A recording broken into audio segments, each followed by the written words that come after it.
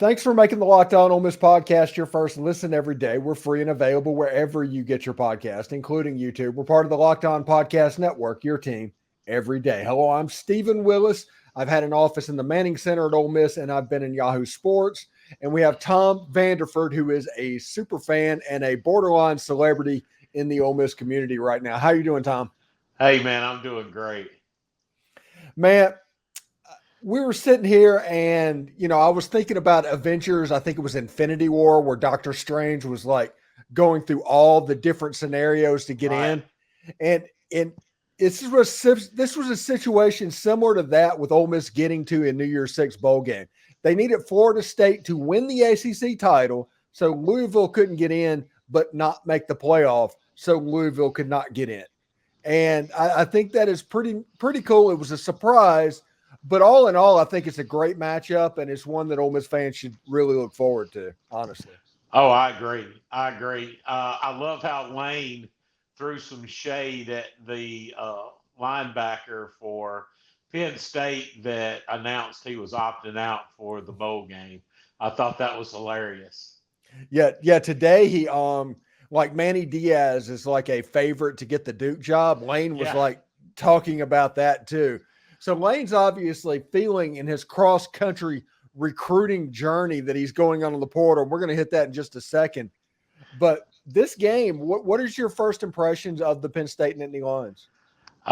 They've got a good defense and a spotty offense. If we can stop the run, I think we'll do well. I think we have the athletes to stop the run. I think we have the speed to stop the run. Until it's proven otherwise to me, I think the SEC defenses are faster, quicker, bigger, stronger than other defenses. It's all about speed. And I do think that the fact that we haven't had anybody opt out is good as well. Yeah, and everybody tries to use that as some sort of an indictment against Ole Miss. No, Ole Miss just doesn't have people going into the draft this year. That's all this is. Right. I mean, Ole Miss had 6 or 7 players that ended up on all SEC rosters or all SEC teams. So, I mean, the talent's there. It's just they're not going to the NFL this year is the way it looks Right. to me. So, Penn State, I think they have 2 top 30 players in the NFL draft. Chop Robinson, who has already opted out, so Ole Miss fans are not going to see him.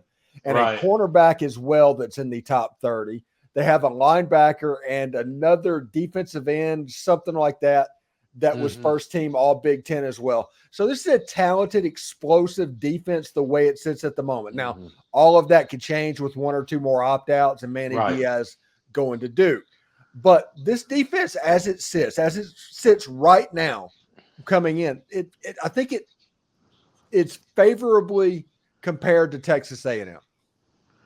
Oh yeah. Oh, definitely. That's a good comparison. Yeah, I don't think they're Alabama. I don't think they're Georgia, but I think A&M would be a good idea of what you can expect in that game. And it looks like this game is going to be a sellout. Ole Miss got 13,000 tickets, and they sold 8,000 in the first 2 days. So that's likely going to sell out in the Ole Miss Right. allotment. You're going to have to go to the secondary market. Right. But this Peach Bowl nearly always sets that. This is the one bowl game of the year that continually has sellouts after sellouts. And in this game, because of what they're expecting, they're actually expanding capacity. This is going to be a pretty fun trip. Yeah, I read that. I read where they were going to add additional seating, some standing room only stuff, and I would think that we would have more fans there than Penn State, but Penn State does travel well, so I think it's a classic. We've never, as far as I know, we've never played Penn State. Yeah. So that's a classic, man. And I think we've got a really good shot. Whenever I was in the Navy, way back when, and actually, we're recording this on Pearl Harbor Day, so Yep. that actually has a significance to me and Tommy that Yep. probably other people don't know. Exactly. But whenever I was at NASJRB Willow Grove in 2000 to 2002, I had a JO1. That's a first class petty officers that don't know. That was my LPO, leading petty officer. And he was a huge Penn State fan. His name was JO1 Brian Wade. I've lost contact with him over the years. But over that 2-year period, Tommy, I was inundated with Brian Waite telling me over and over again that Ole Miss, if they ever played Penn State, they would get absolutely drugged by Penn State, and they have no business being on the field with the Nittany Lions. Coincidentally, Tom, this is the same thing that I heard in the 90s about if Ole Miss ever played Nebraska. So, yeah, I remember Trev Albert saying that they were going to skull drag us, and I'm pretty sure we won that game. But yeah, so you know, it's I've heard that before. You know, I was in the Navy for 10 years, and there are a lot of folks in the Navy, or at least when I was in, from that Pennsylvania, Ohio, Michigan area, the Midwest, the Rust Belt, and yeah, they really think that their brand of football at Penn State is much better than ours, and we'll just have to see. I don't think it is. Yeah, it's going to be a good matchup. The line, Yeah. you know, I haven't checked it in a couple of days, but I'm assuming it's around 4.5, 4 points, somewhere in that neighborhood. And Yep. you know, Penn State, I'm expecting Penn State to bring 30,000 people to the Atlanta's Mercedes-Benz Stadium. I expect Ole Miss to have 45,000 there. A lot of Ole Miss people. I'm seeing, just like the Mississippi State game, I'm seeing a whole bunch of people bragging about going to that football game. So Ole Miss is going to be pretty well represented. But I think it's interesting. I think it's great. And if anybody needs secondary market reps, get from the school first. But if you can't get from the school, go to gametime.co, sign up with a new account, and you'll get $20 off their tickets. So that you get a little bit of a discount for your purchase. So $20 off, promo code Locked On College, gametime.co, or the Game Time ticketing app. Check that out as well. You know, Tommy, I'm pretty excited about this because Lane Kiffin's been doing some jet setting over the last few days. Yeah. I mean, he's going after big names. We are absolutely big game hunting in the portal as it stands right now. Now, Ole Miss isn't going to get them all. That is not the way it works. But Ole Miss is in a better spot to get them than they were even a year ago. Yeah. Last season's John Saunders, and we all love John Saunders. He's a second-team All-SEC player. Is this year's Princey Yellen, mispronounced his last name. I have to learn how to do that. Or you know, Juice Wells, or Chris Paul. Those players are that's the waters that Ole Miss is fishing in this year. Like the top player in each position, Ole Miss is legitimately going after them. Where last year it was getting the best player that was a G5 player. And I think this is really cool. And this is a sign that we get to recruit to the playoff. It's like, hey, we go to a kid and it's like, next year we're going to win. Next year we're going to be the story. Do you want to be a part of it? Right. Man, you just think about it, it's so exciting. You know, and I gotta give props to Keith Carter, man. I mean, you know, goodness gracious. I can remember when I was little, the Bruiser Kennard type situations and other situations like that. And, you know, Keith being a Rebel, and he's done an outstanding job. I mean, we've got football going well. We've won a natty in baseball. Our basketball team's 8-0. Last SEC team undefeated. That's right. You know, the girls' team's been ranked this year. It's just, you know, he's really done a remarkable job. Yeah, and one thing that makes me really interested about what's going on, because Ole Miss, okay, this is going to sound like a shot at people. This is not a shot at people, so nobody take any offense by this. But Ole Miss was stuck in its old ways and could not get out of its own way for 40 years. That It is was correct. completely in the wilderness. Yep. What Keith Carter did was say, okay, and I have no problem with Matt Luke. I was pro Matt Luke. I consider Matt Luke a friend. But Keith Carter said, we're not going down that road again.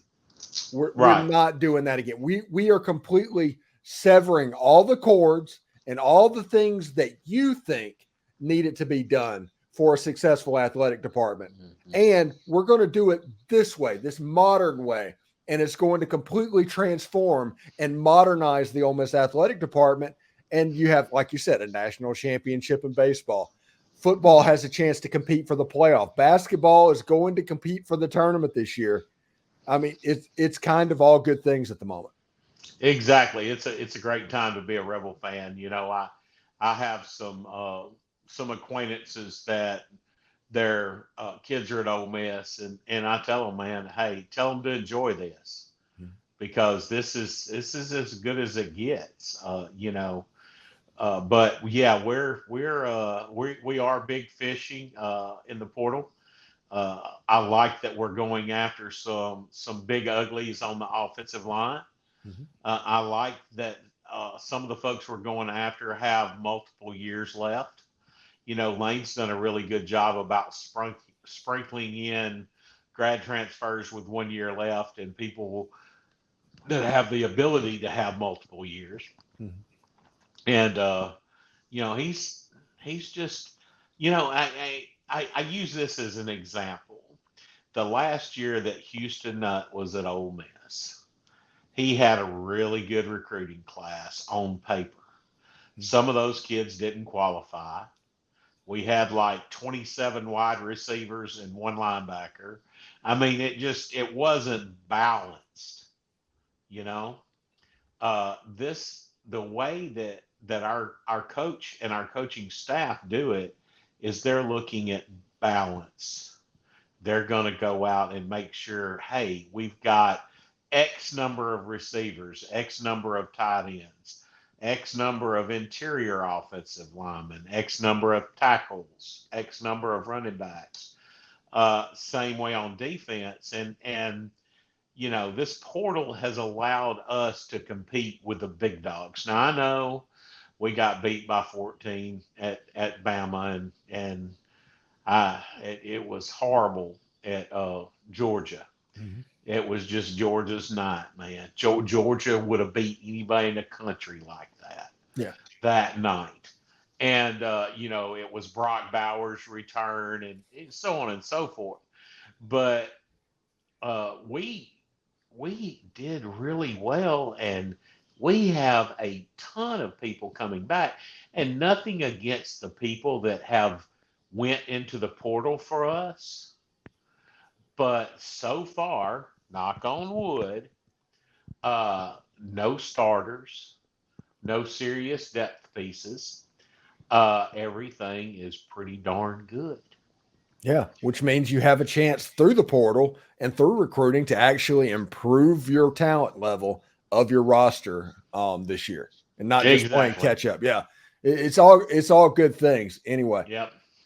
So it'll be really interesting to see what goes on. And thanks everybody for making the Locked On Ole Miss podcast your first listen every day. We're free and available wherever you get your podcast, including YouTube. We're part of the Locked On Podcast Network, your team every single day. Tom Vanderford joins us like he always does every week. Tommy, enjoy this week. Enjoy Army Navy. Go Navy, beat Army. Go Navy, beat Army. And we will talk to everybody a little bit later. Take care. Hotty toddy. Hotty toddy.